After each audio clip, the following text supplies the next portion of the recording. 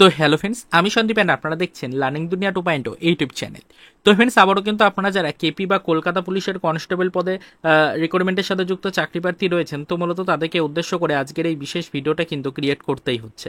দেখুন ফ্রেন্ডস, আপনারা কিন্তু সকলেই জানেন যে অলরেডি আমাদের ডব্লিউপি কনস্টেবল এবং কেপি কনস্টেবলের এক্সাম ডেট সিলেক্টিংয়ের ব্যাপারটা নিয়ে অলরেডি কিন্তু শোরগোল পড়ে গেছে সর্বত্র। বিভিন্ন জায়গা থেকে বিভিন্ন ধরনের ইনফরমেশন অনবরত উঠে আসছে।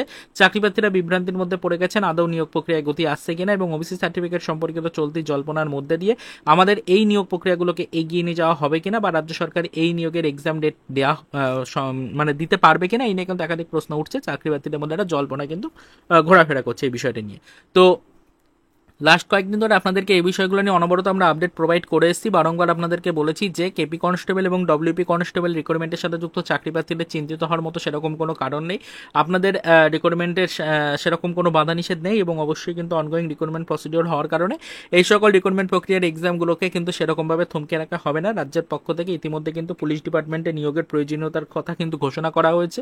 তাই নিয়োগে যথেষ্ট তৎপর হয়েছে আপাতত রাজ্য, এবং খুব শীঘ্রই কিন্তু এই সকল এক্সামের ডেট ঘোষণা করা হবে। এই বিষয়টা আপনাদেরকে জানিয়েছিলাম। লাস্ট কয়েকদিন ধরে আপনাদেরকে বলেছি যে অলরেডি পিআরবিতে ডিপার্টমেন্টাল মিটিংয়েরও প্রস্তুতি চলছে, সেই নিয়ে কিন্তু আপডেট আপনাদেরকে দিয়েছি। তবে আজকে আরও এক ধাপ এগিয়ে গিয়ে বিশেষ সূত্রে একটি বিশেষ চাঞ্চল্যকর আপডেট কিন্তু আপনাদের জন্য উঠে আসলো, যেটা মূলত আপনাদেরকে একটি বিশেষ গুরুত্বপূর্ণ খুশির বার্তা কিন্তু প্রোভাইড করছে। তাই মূলত আজকের এই ছোট্ট ভিডিওটা ক্রিয়েট করতে বাধ্য হলাম।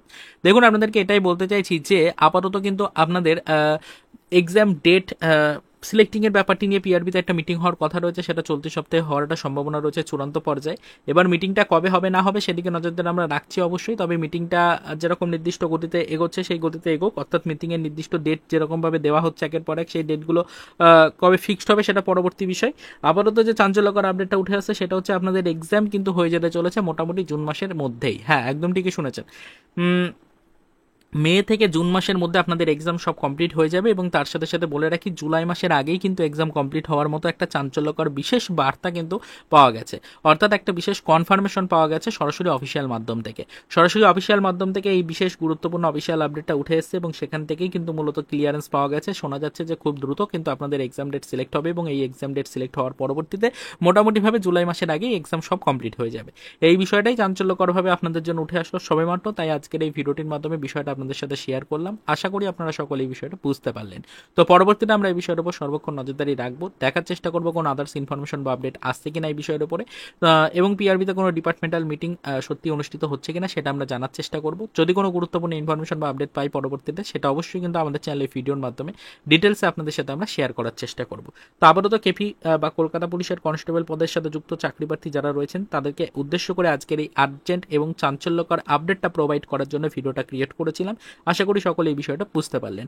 পরবর্তীতে নিয়মিত এই বিষয়গুলোর উপর নজরদারি আমরা রেখে চলেছি। যখনই কোনো আদার্স ইনফরমেশন বা আপডেট উঠে আসবে সেটা অবশ্যই আমাদের চ্যানেলে ভিডিওর মাধ্যমে ডিটেলস আপনাদের সাথে শেয়ার করা হবে।